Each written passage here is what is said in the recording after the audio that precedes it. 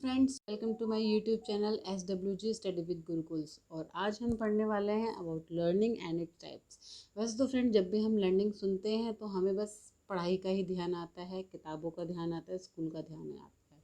But जब हम psychology से रिलेटेड लर्निंग के बारे में बात करते हैं तो लर्निंग कैसे डिफाइन किया जा सकती है, क्या बोल सकते हैं हम लर्निंग को। So basically when we talk about in psychology, learning का मतलब है कि वो रिलेटिवली परमानेंट चेंज आना, किसमें, हमारे बिहेवियर में। एंड जो किस वजह से होता है, जो भी हम एक्सपीरियंस करते हैं, अनुभव करते हैं अपने जीवन में।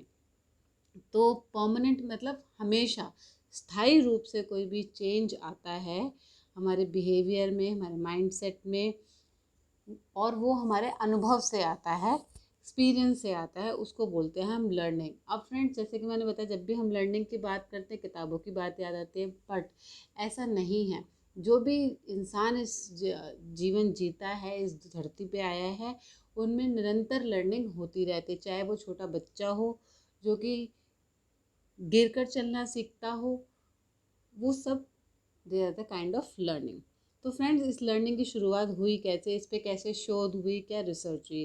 तो it was in 20th century, जब एक स्कूल ऑफ थॉट जिसको कि बिहेवियरिज्म के नाम से जाना गया, और वो बहुत डोमिनेट किया, बहुत इंट्रैक्शन में रहा, रिसर्चेस का बहुत मेन टॉपिक रहा।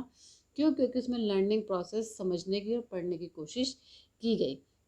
तो इस ही स्कूल की वजह से उन्होंने 3 मेजर टाइप्स ऑफ लर्निंग का बखान किया है, बताया है, जिसमें कि बताया कि basically there are 3 types of learning, जिसको कि आप कंडीशनिंग भी कह सकते हैं। जो बिहेवियरल साइकोलॉजी ने बोला, लर्निंग 3 प्रकार से होती है। एक है classical conditioning, second is operant conditioning and observational learning. हम अभी इसको आगे डिस्कस करेंगे। जैसे कि इसमें आप देख सकते हैं, classical conditioning, operant conditioning and observational learning. ये क्या होती है, कैसे होती है, आइए जानते हैं। तो लर्निंग को एक और तरीके से भी डिफाइन किया जा सकता है। कैसे? ये एक एडेप्टिव फंक्शन है। मैं किसकी बात कर रही थी? मैं ये बात कर रही थी कि जो लोग किताब नहीं पढ़ते, बुक्स नहीं पढ़ते, क्या उनमें लर्निंग नहीं होती है? उनमें भी डिफरेंट टाइप की लर्निंग होती है, जिसको कि आप एडेप्टिव फंक्शन कहते हैं, जो कि हमारे नर्वस सिस्टम में चेंजेस लेके आते हैं related to the environment. And उसकी वजह से हमारा जो है बिहेवियर चेंज होता है। जैसे कि मैं बताती हूँ कि छोटे बच्चों को अक्सर उनकी मम्मियाँ बोलते हैं कि आग में हाथ मत दो, फायर से दूर रहना है। बट फिर भी कुछ बच्चे करते हैं। एंड वो कब सीखते हैं? वो तब सीखते हैं जब वो हाथ जला लेते हैं। तो this is the kind of also learning.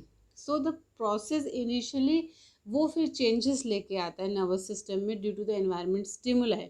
और जो हमारे न्यूरल पाथवेज होते हैं, जो न्यूरल पाथवेज है ना, वो ऐसे चलते रहते हैं। तो ये जो न्यूरल पाथवेज है, दे आर स्ट्रेंथन, वो स्ट्रांग होते हैं, चेंज होते हैं, प्रून्ड होते हैं, एक्टिवेट होते हैं और रीरूट होते हैं। जैसे कि मैंने बताया कि बच्चा जो है आग में हाथ देने के बाद, उसके एक्सपीरियंस के बाद उसकी लर्निंग का क्या हुआ, रीरूट हो गया कि उसको अब उसमें हाथ नहीं देना है। तो इसको कहते हैं learning. So types of learning, जैसे मैंने बताया कि बेसिकली 3 टाइप्स ऑफ लर्निंग होते हैं, classical, operant and observational learning. तो इसमें जो मेन फर्स्ट 2 हैं, इनको बोलते हैं एसोसिएटिव लर्निंग। जो क्लासिकल है और जो ऑपरेंट लर्निंग है, इनको एसोसिएटिव लर्निंग बोलते हैं। क्यों? क्योंकि हम 2 इवेंट्स के बीच में रिलेशन या एसोसिएशन की वजह से लर्न कर पाते हैं। जैसे कि हम अभी आगे पढ़ेंगे कि क्लासिकल और ऑपरेंट लर्निंग में, कंडीशनिंग में हम कैसे सीखते हैं। Second one is the observational learning. जैसे कि नाम से ही पता चल रहा है कि ये लर्निंग होती है थ्रू द ऑब्जर्वेशन। ऑब्जर्वेशन कैसे? जैसे बच्चा देखता है अपने पेरेंट्स को, बोलना सीखता है, चलना सीखता है, खाना पीना, बहुत सारी चीज़ें सीखता है, तो उसको बोलते हैं ऑब्जर्वेशनल लर्निंग। ना फर्स्ट वन जो है क्लासिकल कंडीशनिंग, ये बहुत फेमस थ्योरी रही थी अपने टाइम में। उसमें बेसिकली क्या किया गया था, उसमें जो है इवन पैवलो ने इसमें शोध करी थी, रिसर्च करी थी, and he is the one जिन्होंने ये कंसेप्ट निकाला क्लासिकल कंडीशनिंग का। तो क्लासिकल कंडीशनिंग में क्या हुआ, वो बोलते हैं कि it is a process by which we learn to associate the event. मतलब एक ऐसी प्रक्रिया है जिसमें कि हम 2 अलग अलग इवेंट्स को एसोसिएट कर लेते हैं कि एक इवेंट जो है दूसरे इवेंट की वजह से हो रहा है, एंड हम एंटिसिपेट करते हैं, हम सोचते हैं कि ये वाला इवेंट जो है आगे होने वाला है। जैसे कि मैं एग्जांपल बताती हूँ, इवान पैवलोव ने एक्सपेरिमेंट कर रहे थे अपने डॉग्स, बहुत फेमस स्टडी रही उन्होंने डॉग्स पे, वो एक्चुअली ट्रेन कर रहे थे, और ट्रेनिंग करते करते उनको समझ में आया कि पहले तो वो मीट देते थे, जो बंदा है उसको मीट देता था, तब वो स्लाइवेट करता था, मतलब उसके मुंह में पानी आ जाता था। बट उन्होंने क्या किया, उस मीट के साथ एक बेल की आवाज़, एक साउंड ऑफ बेल और एसोसिएट कर दी, और फिर उसको मीट पाउडर या कुछ खाने को दिया।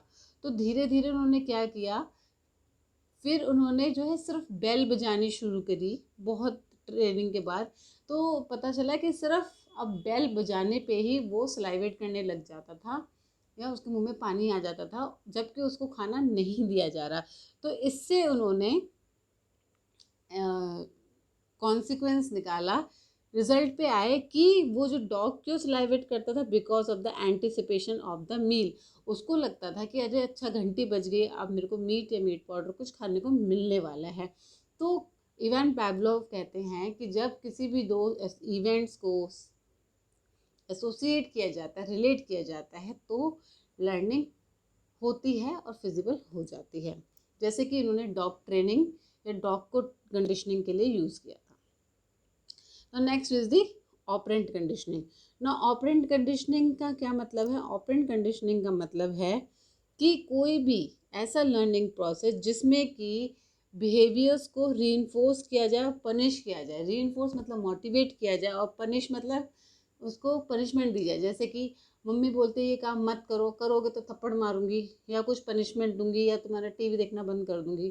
तो सच काइंड्स ऑफ बिहेवियर्स जब रीइंफोर्स या पनिश किए जाते हैं तो लर्निंग हो सकती है, और उसी की वजह से जो प्रोसेस है स्ट्रेंथन और एक्सटिंग्विश हो सकता है। मतलब कोई भी जो बिहेवियर है या तो वो होगा या वो ख़त्म हो जाएगा, एक्सटिंग्विश होगा। तो इसके जो मेन फेमस साइकोलॉजिस्ट है जिन्होंने इस पर काम किया था वो थे B.F. स्किनर। उन्होंने ऑपरेंट कंडीशनिंग पे रिसर्च करी bye conducting the experiments with rats. उन्होंने चूहों पे काम किया और एक स्किनर बॉक्स डेवलप किया, जिससे कि वो ऑपरेंट कंडीशनिंग के एक्सपेरिमेंट और रिसर्च करते थे। एक्चुअली क्या किया, उन्होंने चूहों को स्किनर बॉक्स में बंद कर दिया और उनको भूखा रखा। तब उसके अंदर एक छोटा सा लिवर था, जो कि अगर उससे प्रेस हो जाता तो उसको खाने को मिलता। तो क्या किया, इनिशियली तो चूहा ऐसे दौड़ता रहा, उसको कुछ समझ नहीं आया, बट एक्सीडेंटली वो लिवर प्रेस हो गया और फूड निकल आया, फूड पैलेट्स आ गए। तब उसको लर्निंग हुई कि अच्छा अगर मैं इस पैलेट को दबाता हूँ तो मुझे खाने को मिलता है। तो इस तरीके से रिवॉर्ड के तरीके से उसको लर्निंग हो गई कि अब वो जो है जब भी उसको भूख लगे तो वो लिवर को दबाए और उसको खाना मिल जाए। सिमिलरली उन्होंने पनिशमेंट को भी डेमोन्स्ट्रेट किया, कैसे कि जो फ्लोर था उस बॉक्स का उसमें इलेक्ट्रिक करंट डाल दिया, तो और वो फिर जैसे इलेक्ट्रिक करंट दिया गया वो फिर भाग दौड़ मचाने लग गया उस स्किनर बॉक्स में, और वो उससे अटैच कर दिया लिवर से। अगर वो लिवर प्रेस होता है तो वो करंट बंद हो जाएगा। तो इससे भी पता चला कि धीरे धीरे वो उस लिवर को प्रेस करना सीख गया जब उसको इलेक्ट्रिक करंट मिलता था। तो इस तरीके से उन्होंने रिवॉर्ड और पनिशमेंट दोनों पे ही अपनी रिसर्च करी और डेमोन्स्ट्रेट किया कि कैसे रिवॉर्ड और पनिशमेंट जो है लर्निंग को एनहांस या फिर एक्सटिंग्विश करते हैं, एंड इसी की वजह से वो पॉजिटिव और नेगेटिव रीइंफोर्समेंट भी डिस्कस कर पाए और उसका कंसेप्ट दे पाए। Last one is the observational learning. जैसे कि नाम से ही पता चल रहा है कि ऑब्जर्वेशन से हम बहुत कुछ सीखते हैं। डेफिनेटली हम बहुत सारा जो अपनी लाइफ में सीखते हैं वो इमिटेशन से सीखते हैं, बड़ों को इमिटेट करते हैं या अपने रोल मॉडल को इमिटेट करते हैं। जैसे कि मैं एग्जांपल दूंगी, जब सलमान खान ने टी शर्ट लेस होके सॉन्ग गाया था तो बहुत सारे लोगों ने उनको कॉपी किया था, इमिटेशन किया था, इवन जबकि कोई रीइंफोर्समेंट भी नहीं था, उनको कुछ रिवॉर्ड या पनिशमेंट नहीं दी जा रही थी, बट फिर भी वो इमिटेट कर रहे थे, तो उसको बोलते हैं ऑब्जर्वेशनल लर्निंग। तो इसके जो मेन साइकोलॉजिस्ट हैं वो हैं एल्बर्ट बंडूरा, जिन्होंने कि बच्चों को नोटिस किया। उन्होंने एक्चुअली एक बोबोडोल एक्सपेरिमेंट किया था। उन्होंने किया कि बच्चे जो हैं अडल्ट्स को इमिटेट करते हैं। उन्होंने छोटा सा एक्सपेरिमेंट किया, उनको मूवी दिखाई, दो अलग अलग टीम्स बना दी और एक को बहुत वायलेंस वाली मूवी दिखाई जिसमें कि वो सब एक दूसरे को मार रहे होते हैं, और वहाँ पे एक बोबो डॉल रख दी। तो उन्होंने पाया कि जिन बच्चों को मूवी दिखाई गई थी वॉयलेंस वाली, वो उस बोबो डॉल को मार रहे थे, रादर देन एक दूसरे ग्रुप को जो है बड़े काम क्वाइट सी मूवी दिखाई या कुछ ऐसे खिलाए और उनके साथ बोबो डॉल रखी गई, तो उन्होंने ऐसा नहीं किया। So through this experiment, Bandura learned that children would attack the bobo doll after viewing the adults hitting the doll. तो उन्होंने बोला कि बच्चे इमिटेशन से बहुत सीखते हैं। तो friends, these were the 3 major types of the behavioural learning, या टाइप्स ऑफ लर्निंग जिनको आप कह सकते हैं। The first one is the classical learning, जिसमें कि इवान पावलोव ने डॉग के ऊपर ट्रेन करते हुए एक्सपेरिमेंट्स किए। ऑपरेंट लर्निंग, जिस पे कि चूहों पे एक्सपेरिमेंट किया। BF स्किनर ने रीइंफोर्समेंट और पनिशमेंट का कंसेप्ट दिया। And the last one is the observational learning, जिसमें कि एल्बर्ट बंडूरा ने काम किया। तो फ्रेंड्स, आई होप आपको ये कंसेप्ट क्लियर हो गए होंगे और आपको मेरी वीडियो पसंद आएगी। अगर आपको पसंद आती है, कंटेंट आपको वर्थफुल लगता है, तो प्लीज़ शेयर एंड सब्सक्राइब करिए एंड कमेंट करके बताइए। Thank you.